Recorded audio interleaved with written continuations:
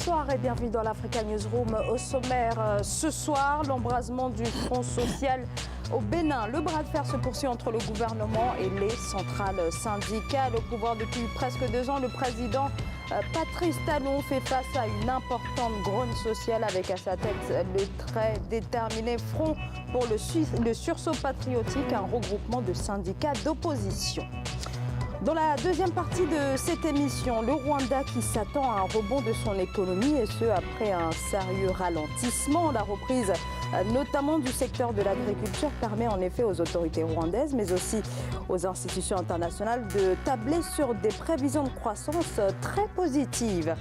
Dans notre Zoom Société, gros plan sur la ville libyenne de Benghazi où les zones de combat sont toujours truffées de mines artisanales. En juin, le général Khalifa Haftar avait annoncé avoir entièrement repris la ville des organisations terroristes. Sur place, les opérations de déminage se poursuivent, mais non sans risque dans cette ville qui a été le berceau du soulèvement de 2011. Voilà pour les titres et pour en parler avec moi sur ce plateau, Monsieur Aboubakar Fofana, bonsoir. Vous êtes économiste, Abdelkarim Yacoub Koundongoumi, merci d'être avec nous. Vous êtes coordinateur du pacte, le projet pour une alternance crédible au Tchad. Merci d'être avec nous, merci d'avoir accepté notre invitation. Alfred Thiong'o, bonsoir. Merci Zahra, très heureux de vous retrouver autour de ce plateau. Et puis à mes très chères téléspectatrices, merci de leur accueil bienveillant. Merci à vous. Et tout de suite, l'actualité politique.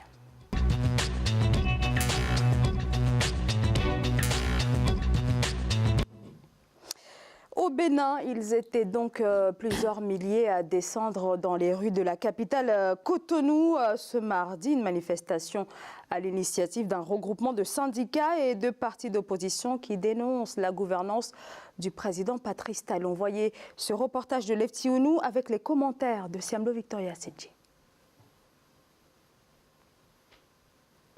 Au Bénin, une frange de la population déplore de plus en plus la gouvernance du président Patrice Talon. Ce mardi 23 janvier 2018, à Cotonou, la capitale économique, des manifestants sont descendus dans les rues pour protester contre les politiques du président et de son gouvernement. Cette marche de protestation est organisée par le Front pour le sursaut patriotique, un regroupement de syndicats, de partis politiques d'opposition et de mouvements de la société civile. Au nom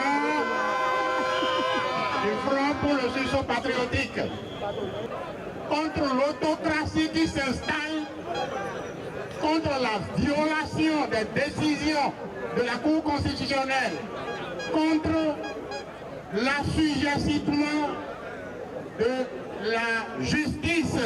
De la place Lénine à Akpakpa, la marche de protestation du Front pour le sursaut patriotique a été parsemée de résistance avec un lourd dispositif des policiers.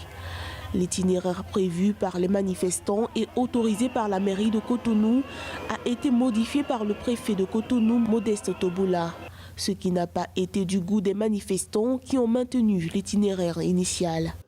Je crois simplement qu'il va simplement falloir trouver le juste milieu pour que le dialogue social ait lieu.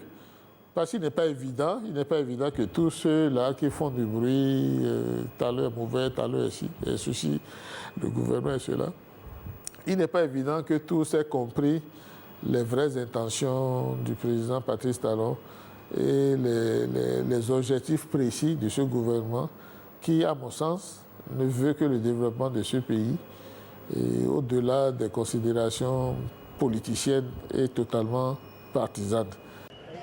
Le Front pour le sursaut patriotique exige entre autres l'installation des membres du Conseil d'orientation et supervision de la liste électorale permanente informatisée.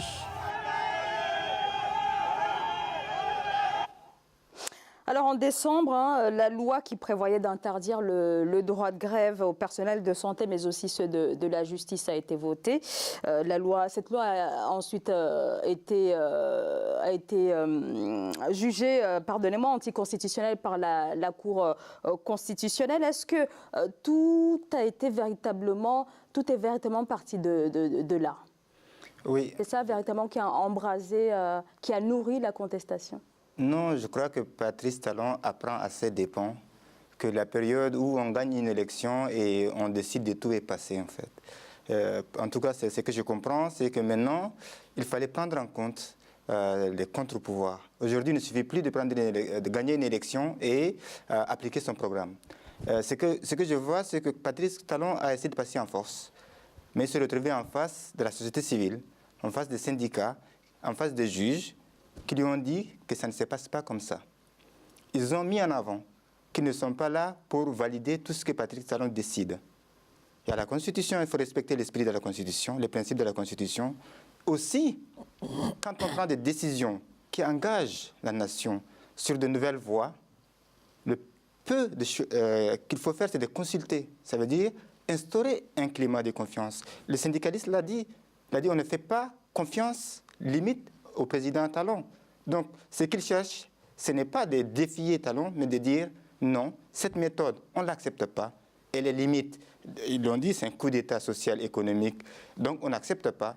Prenez en compte notre existence, prenez en compte notre vision ou même notre apport dans ces réformes. Disons que coup d'État, disons que coup d'État social, bon, ça c'est le propos des syndicalistes. Oui, mais c'est en tout cas dans leur droit de dire ces genres de choses. C'est leur constat. Passer en force, c'est un coup d'État. Sur un point, ça n'est pas un coup d'État. Ça c'est le propos des syndicalistes. Mais il faut savoir raison garder. Ils ont raison de surenchérir sur le fait que d'un côté la Cour constitutionnelle a retoqué la volonté, la loi qui a été votée par le Sénat de réduire le droit de vote. Le droit de grève pour... le droit de grève, pardon, mais il faut distinguer deux choses. Hein. Le droit de grève et le droit de manifester, ça n'est pas la même chose. Et là, on voit effectivement qu'ils manifestent, oui, le droit de manifester. Oui, le droit de manifester n'a pas été... aussi le droit de faire grève. Le droit de grève c'est différent. Fait partie des principes fondamentaux de la Constitution dont on ne peut ni retirer, ni suspendre, ni interdire. On est tout à fait d'accord sur un point. Le droit de manifester n'est pas le droit de grève. Le droit de grève, c'est différent. La preuve, c'est qu'ils peuvent manifester. Personne n'a dit le contraire. C'est ce que je suis en train d'expliciter. Il faut distinguer les deux. Le droit de manifester. Or, ce droit de manifester, on le voit dans un pays comme la République démocratique du Congo. On est en train de le nier, on tue les manifestants qui sont dans les églises, on va tirer sur eux, des grenades lacrymogènes, on va en blesser, etc.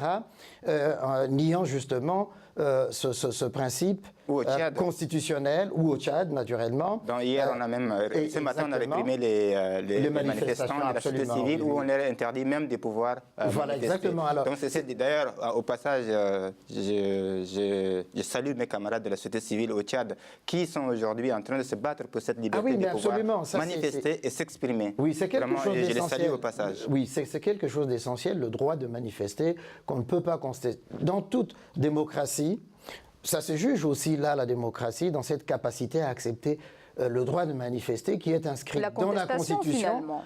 Oui, mais la contestation, mais qui est inscrite dans la Constitution. En RD Congo, on dit simplement il faut l'autorisation, indiquer même pas l'autorisation, droit d'information de la manifestation. Or, ce qui se passe aujourd'hui, c'est la répression systématique, c'est l'oppression pour étouffer justement ces voix de la société civile qui voudraient que la démocratie existe. Et c'est pourquoi je dis une pensée pour les victimes de la RD Congo, tuées du Tchad, naturellement, et de dire aussi à ces Congolais qui manifestent, comme c'est là maintenant au Bénin ou au Tchad, de continuer de ne pas lâcher justement d'appliquer ce droit qui est un droit essentiel, fondamental. Les libertés publiques, autrement, on leur confisque les libertés publiques et c'est fini. Au fond, la démocratie n'existe plus. Alors, pour ce qui est du Bénin et du dialogue social plus précisément, comment le qualifier plus précisément? Est-ce que, puisqu'il peine véritablement à avancer, est-ce qu'on a là peut-être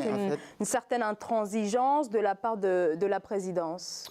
Aboubacar Fofana. Oui, si vous me permettez, je voudrais avoir une pensée émue. Nous sommes le 25 janvier 2018. Il y a 47 ans, exactement, le 25 janvier 1971, il y a plusieurs dizaines de Guinéens qui ont été pendus publiquement sur la place publique suite à la tentative de débarquement de 1970. Et à toutes ces personnes dont les corps n'ont pas été rendus aux familles, qui sont dans des fosses communes quelque part.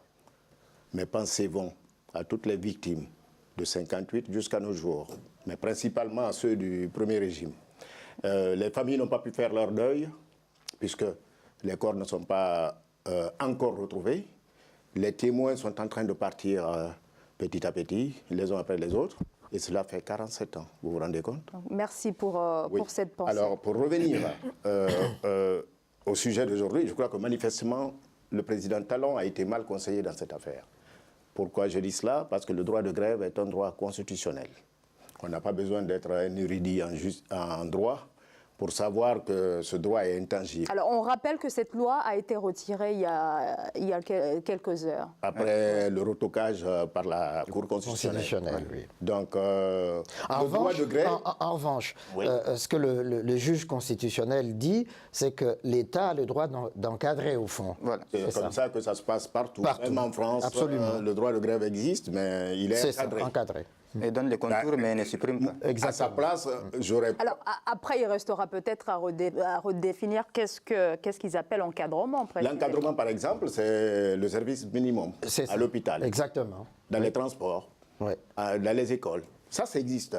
Et ça, la décision de la Cour constitutionnelle béninoise me réjouit à plus d'un titre. Parce que voilà un pays qui est à la pointe, qui... depuis 1990. Pour autant, le dialogue n'est toujours pas engagé au Bénin. Mais c'est l'apprentissage de la démocratie. Ça, il commence à... On est d'accord, mais Abdelkerim a dit quelque chose tout à l'heure qui a retenu mon attention, au fond. C'est-à-dire que pour que le dialogue social s'établisse, certes, il faut que le gouvernement informe, renseigne, par le biais du Parlement, ce qu'il veut faire pour la nation, et dans chaque branche sociale ou professionnelle, entre les patrons et les syndicats, qu'il y ait des discussions et des débats, ou dans les entreprises publiques, que les